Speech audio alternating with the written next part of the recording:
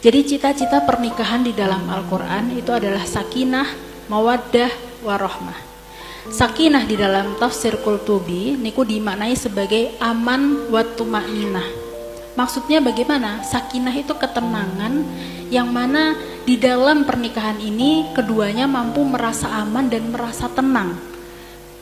Caranya bagaimana? Caranya dengan memahami kebutuhan dari masing-masing pasangan. Seperti kebutuhan laki-laki itu apa sih? Kebutuhan perempuan itu apa sih?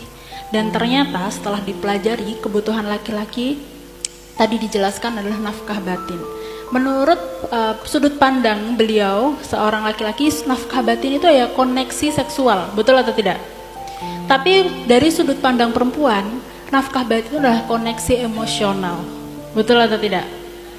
Jadi mau dimengerti, mau didengarkan, nggih mboten? Jadi kula niku sering matur ke suami saya, Mas, kula niku mau buang sampah. Jadi jenengan dengerin aja, saya tidak menyalahkan jenengan, saya mau buang sampah aja. Karena dengan merasa didengarkan, kita merasa dimengerti, akhirnya punya koneksi emosional. Dari situ kita merasa aman. Begitu perempuan. Tapi kalau laki-laki tidak, laki-laki itu butuh yang namanya koneksi seksual. Makanya kenapa kalau kapan laki-laki mau, perempuan ini harus berusaha untuk melayani sebaik mungkin. Karena berbeda kebutuhan, berbeda respon. Maka ketika kita paham kebutuhan satu sama lain, sakinah itu akan tercipta. Rasa tenang, rasa aman itu tercipta. Maka harus paham kebutuhannya apa. Harus mau terbuka dengan kebutuhan masing-masing. Dengan sakinah itu nanti kita bisa datang yang namanya mawaddah warohmah. Jadi kasih sayang, rasa cinta itu juga bisa diupayakan dengan berusaha membahagiakan satu sama lainnya. Caranya tadi dengan memahami kebutuhan dari suami kita apa, kebutuhan dari perempuan itu apa, kita pahami. Kemudian selanjutnya adalah prinsip saling melengkapi dan melindungi. Maqasid yang ketiga, prinsip saling melengkapi dan melindungi. Hunna libasul lakum wa antum libasul lahun.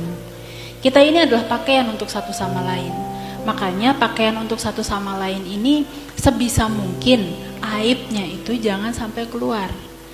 Respon tadi, ketika kita kebutuhan emosionalnya tidak terpenuhi, akhirnya ceritanya kepada orang lain, ceritanya ke tetangga.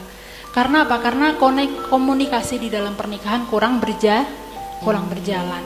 Makanya penting membangun komunikasi yang sehat, memahami bahwa perempuan itu nggih, kalau misalkan punya masalah, yang pertama yang dilakukan apa?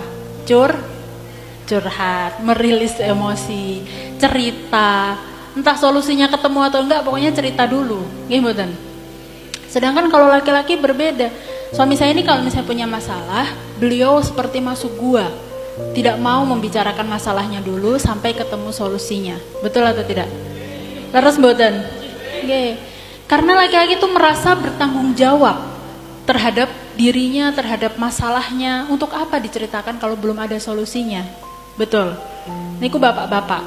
Tapi kalau ibu-ibu cerita saja dulu, yang penting artinya plong, solusi dipikir nanti. Betul atau tidak?